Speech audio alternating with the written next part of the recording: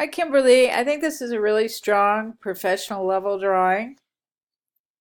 The only thing, I haven't read the other comments, but the only thing I would concentrate on is making the coin slot really clear, and it's not. It just looks like this could be an illustration for Bitcoin.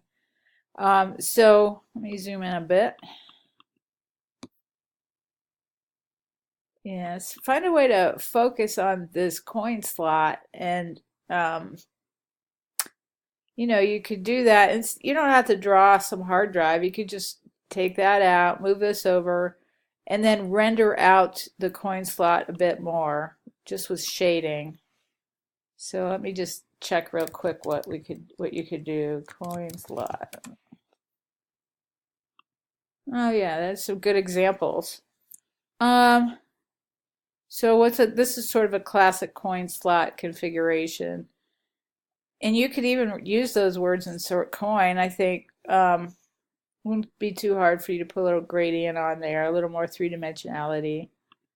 And like I've said in the past, you can trace and then from there add, a brush, add your own style. There's some pictures on here. I'm going to just stop talking. Anyway, very confident drawing. I like your style a lot, and as I said, it looks professional already.